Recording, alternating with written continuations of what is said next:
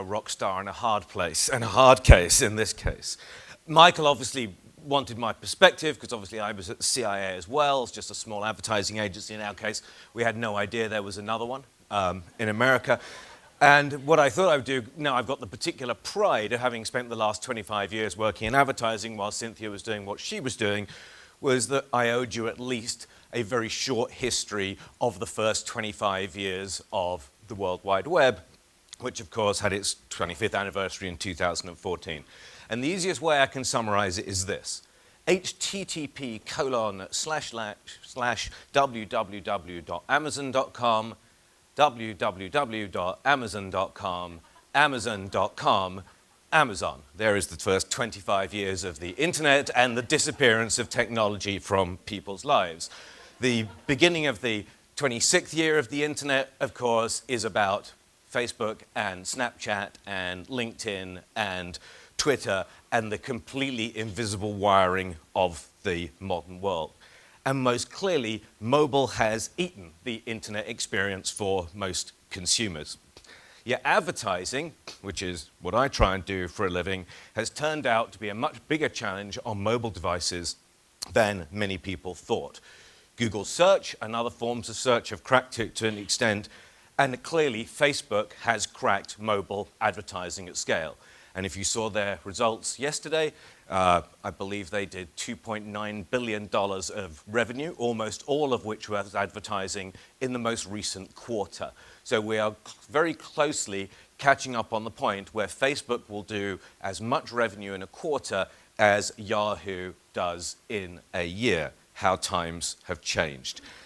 So they have effectively solved the problem at scale. We believe others will as well. The reason why they've done it is they have a combination of personal identity and the personal stream. And that's created a compelling creative palette, in my opinion, for advertisers, supported with a prodigious data cocktail. And this core of first-party data in the next generation of the dominant players on the internet is going to be key.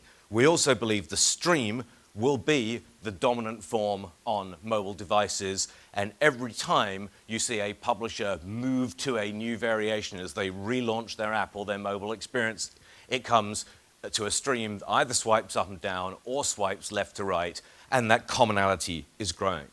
As a consequence, Google, Facebook, Twitter, LinkedIn, Amazon, Pinterest soon, perhaps Snapchat, likely Snapchat, and their regional analogs have become the foundation layer of digital marketing. And most, if not all, will appear on every communications plan that we produce in Group M in some function or another.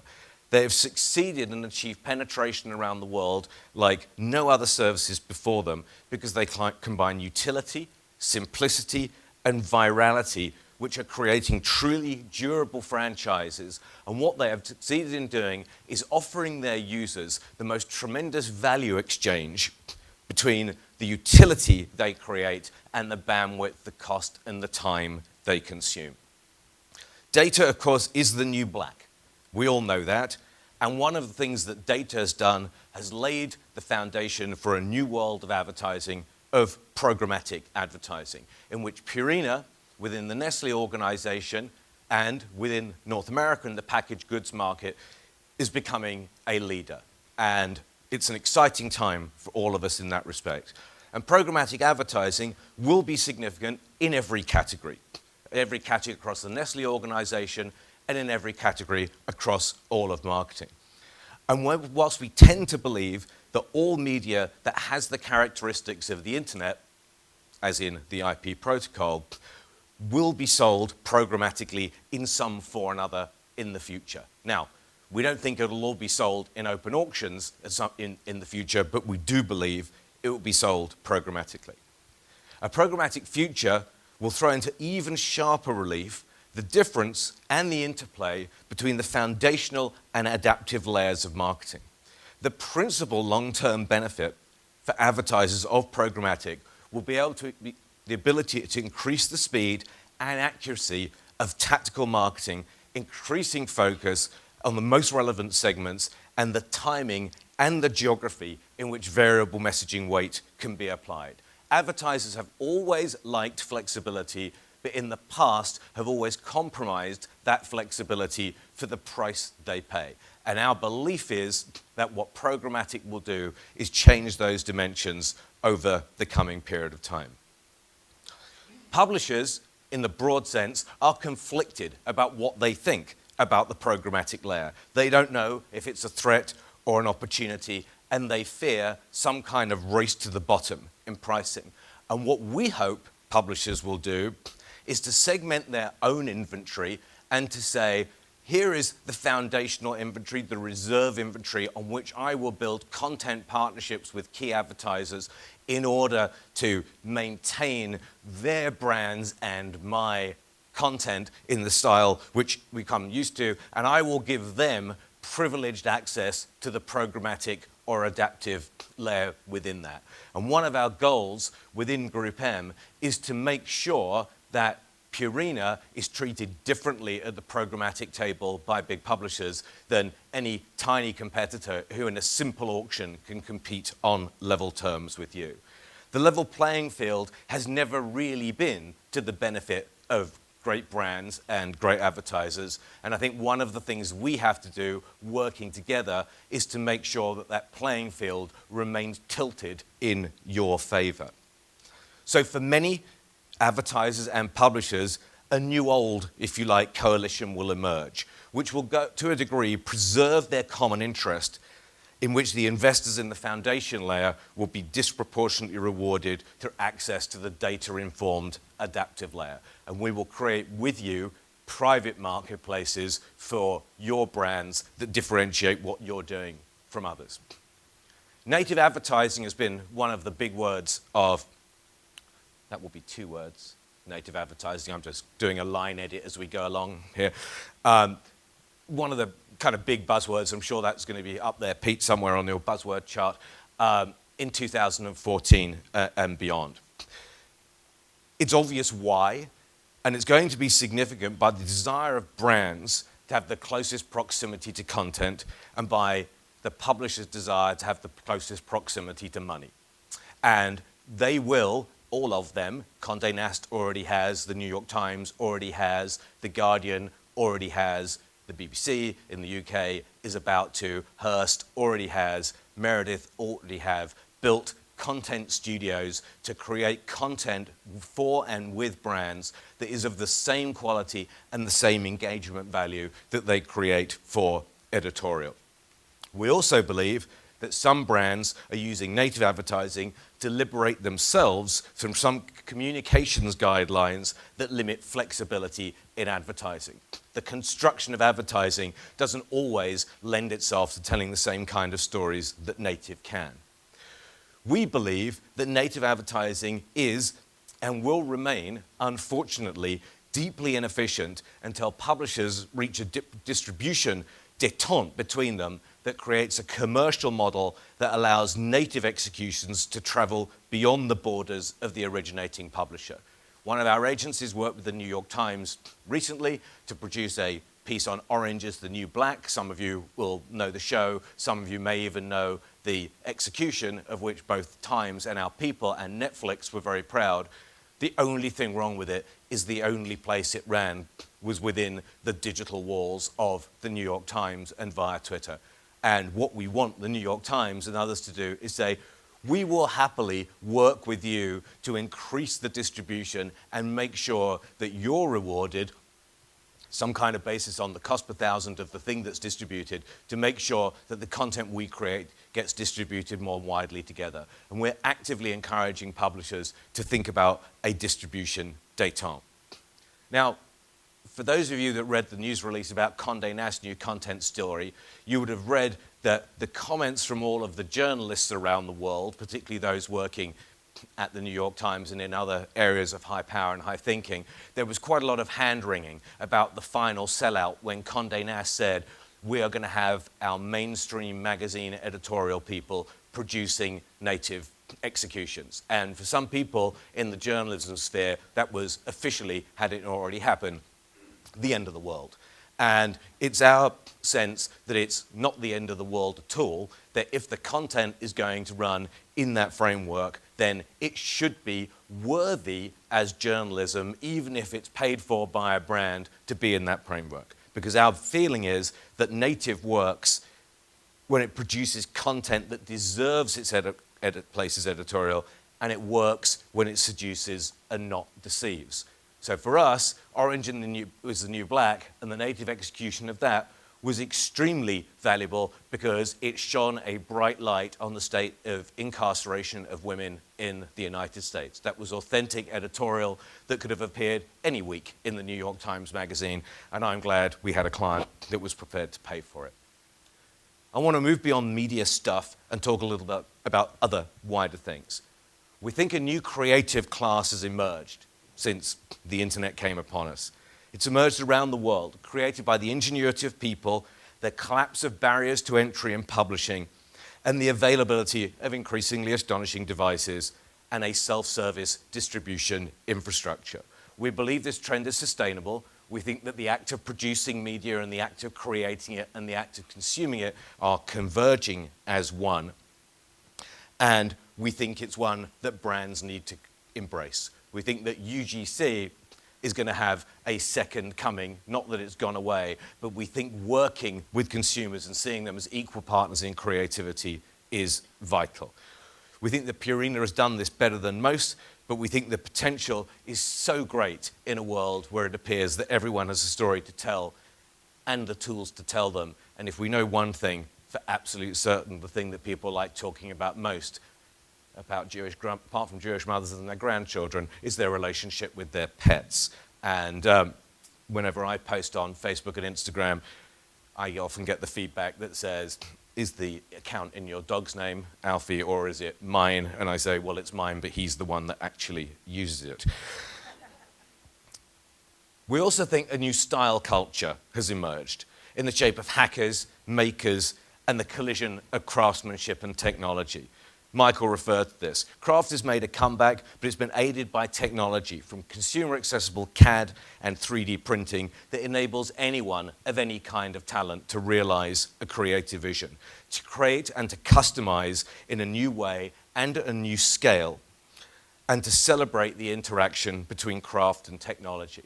Its short-term impact at the consumer level is uncertain, but it's worth considering that pet lovers have got so much potential to create and have never been hesitant to customize everything to do with their pet, from their bowls to their beds to their clothes to their leads.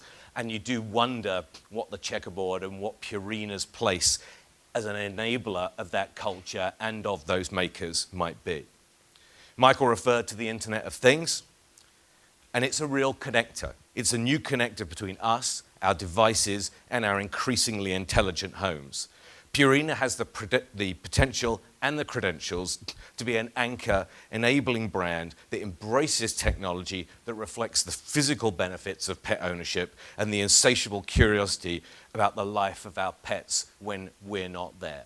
And if there's one thing I worry about more than anything else, it's what Alf is doing in hour 5 when we have been out of the house. And I just want to know that he's asleep in his basket and having an okay time. But I would love to know that remotely without a webcam. And I would love to know how his health was doing when he's running in the garden and when I'm running on the street with Alfie. I'd like to know how he's doing as well as how I'm doing. I actually suggested this to Michael about a year ago, and I said, if only all dogs were female, then we could call our new product Fitbitch.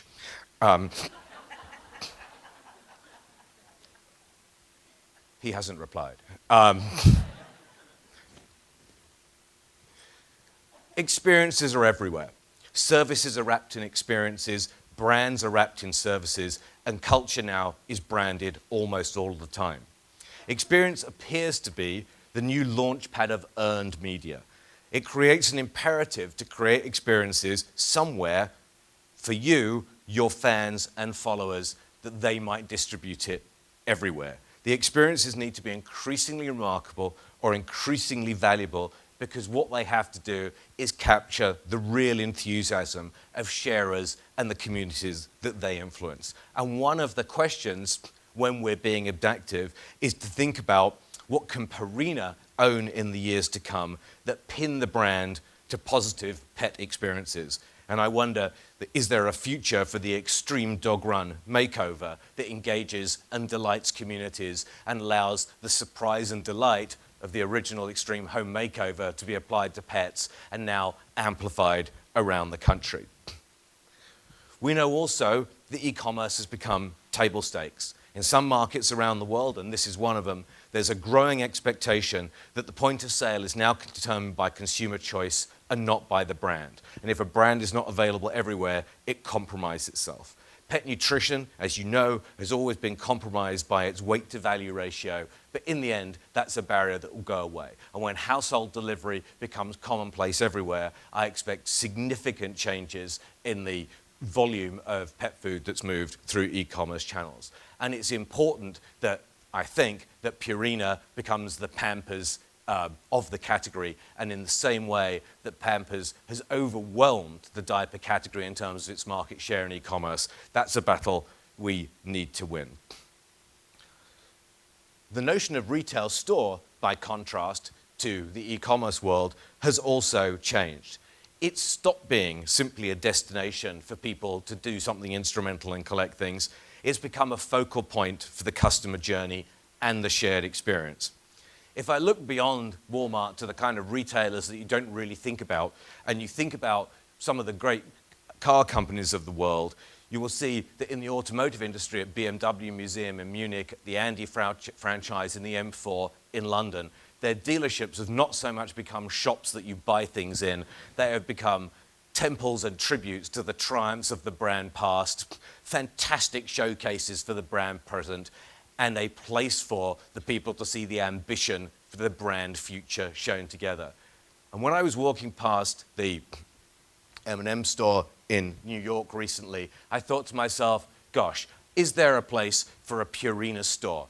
Not 100 Purina stores, but maybe 10 around this country. Is there a retail environment that we don't worry about sales per square foot in, but we worry about experience that is shared in? And how can we use a physical environment to take Purina into a different place?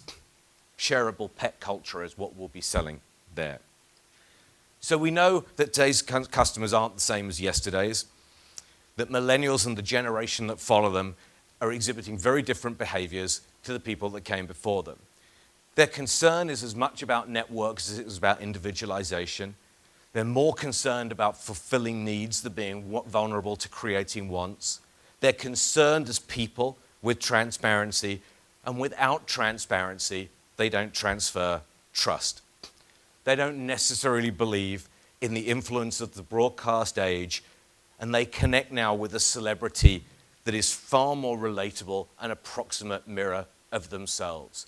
And it's interesting that in August of 2014, Variety did a poll to establish who the top 10 influencers were amongst 14 to 21-year-olds, and 3 of the top 10 were YouTube stars who are unknown before YouTube, and the 4th, the one anyone might have heard of, was Paul Walker, the sadly deceased star of the Fast and Furious franchise. But PewDiePie and Smosh and others dominated the influence list. And I think that's interesting now when brands are thinking about spokespeople.